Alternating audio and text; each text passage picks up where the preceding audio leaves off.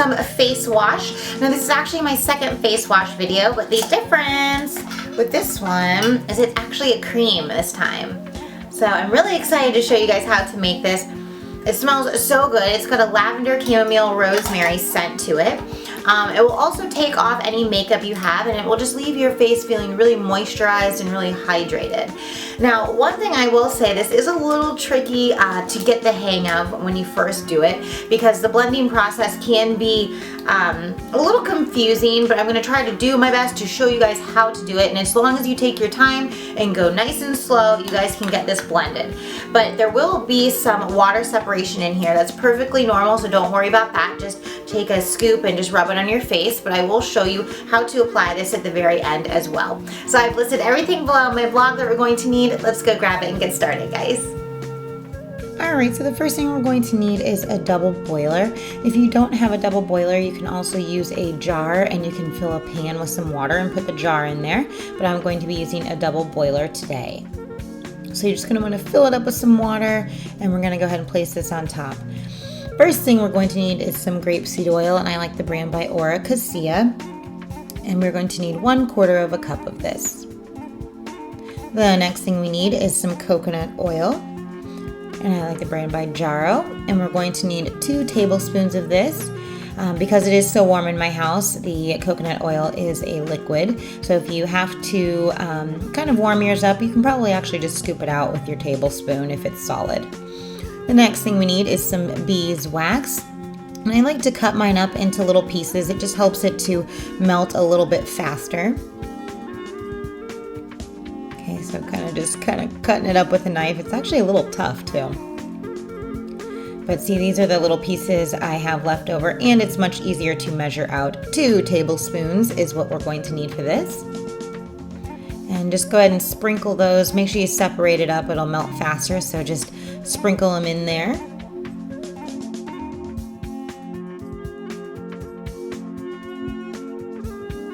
And the last thing we need to add to our double boiler is some raw cacao butter.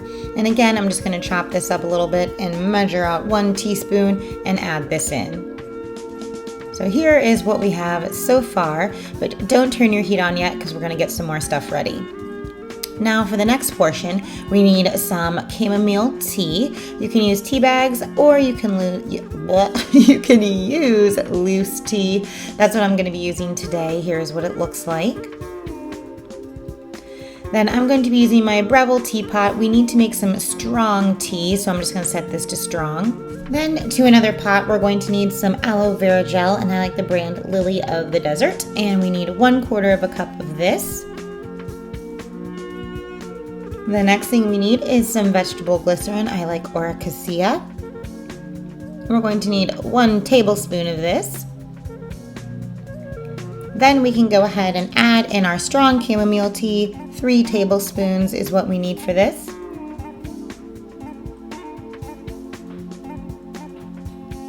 Alright, so here is what we got in our pan. And now we can go ahead and turn stuff on. For this, you're just going to want to warm it, so just turn it on your warm setting. I'm going to do 1 here, like 1 to 2. Alright, so we're going to let this warm. Then in our double boiler, we can go ahead and turn this on high, and we're going to let it boil, and then once it starts boiling, you can turn it down a little bit if you want. So we're just going to wait till all of our beeswax has melted in here. Alright, so should be looking something like this. Just kind of give it a little swirl to melt those last few pieces. Alright.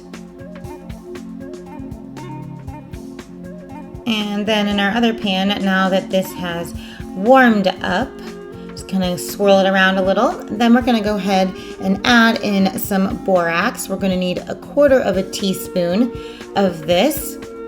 And sorry, I forgot to film the box for you guys, but I'll have a link.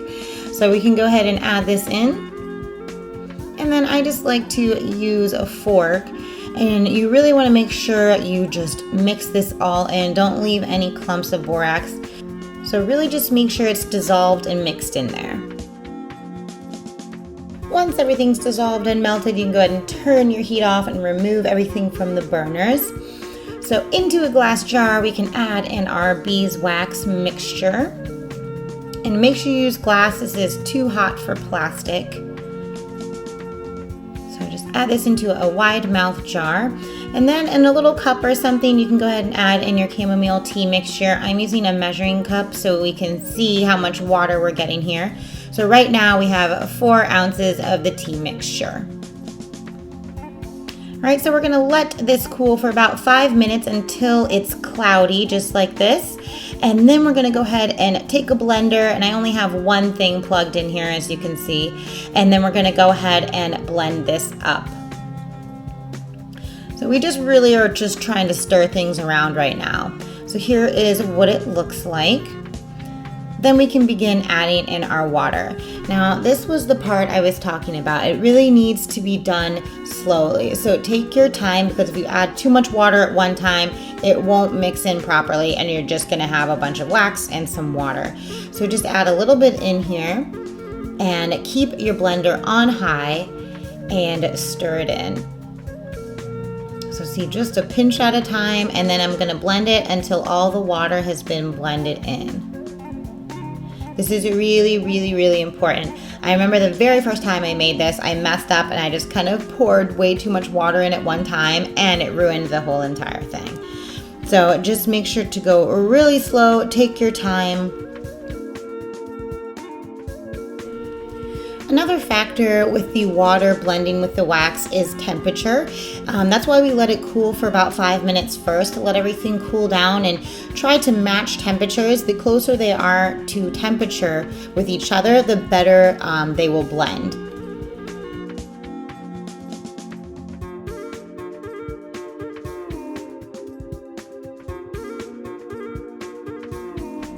And the reason why I haven't sped up this part is because I really want you guys to see real time how long I'm spending blending this. You really want to make sure the water is blended before you start adding more in.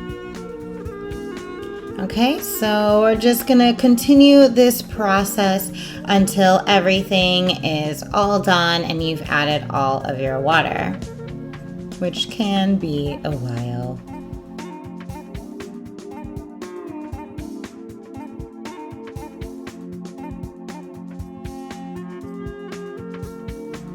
Alright, so once you get to the end of adding all of the water, as you can see, this little bit left didn't take, so we're going to go ahead and just pour this off.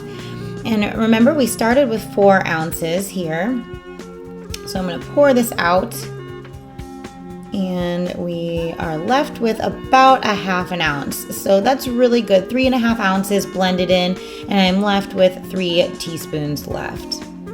Okay, so that's pretty good.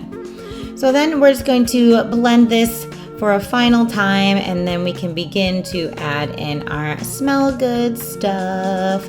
So we're going to need some rosemary, and I like Cacia. All my essential oils are actually Cacia. We're going to need some lavender. Can you see that? Okay, there we go. And come on. Lastly, we're gonna need some Roman chamomile.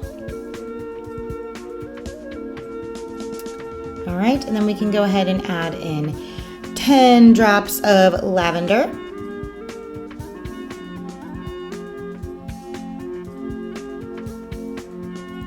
Okay, then we need 10 drops of rosemary. And lastly, we need 8 drops of the Roman chamomile. Then we need some vitamin E oil, and I like the brand by Jason, I'm not sure. But we're going to need 1/4 teaspoon of this. Add this in. Then we can mix it for a final time. Just mix, mix, mix. It's smelling so yummy. Alright, then I like to just use some of these little ball jars I got, and they're really great for like these types of cream cosmetics and everything. So I'm just going to pour our cream into these jars. Look how creamy that is. It almost looks like whipped cream. The texture is just so nice on this. If you want to, you can also double this as like an elbow and knee cream because it's so moisturizing that if you have any rough spots on your skin, you can actually just take take your finger in there, dip it in a little bit and rub it onto your elbows or your knees or the backs of your heels of your feet too. All right, so here is the texture, just so you guys can see. Really creamy, really soft. All right, so you guys want to see how to use this. I'm going to put it on my face. So I like to just take my fingers, scoop some out, just like this. And then you're just going to massage this into your face. Now this will take off makeup, but I do recommend that you take off your eye makeup first before using this. But if you don't want to, you can use this over your eyes. Just keep them shut. And finally, we're going to take a warm washcloth and wipe all of this off. This is also going to help to remove all of the dirt and makeup. That's one thing I love about this cream, and then using a warm washcloth, because you can really wipe off all of that dirt and all of that makeup buildup. Due to the calming scent of this face cream, I like to use this one at nighttime, and then I use my other face wash that you guys may have seen already, the previous video. I use that one in the mornings now. And that's it. Alright guys, thank you so much for watching. If you enjoyed this video, you may also enjoy my other face wash video, which is linked right here for you guys. And thank you so much for watching, and I'll see you next time. Bye-bye.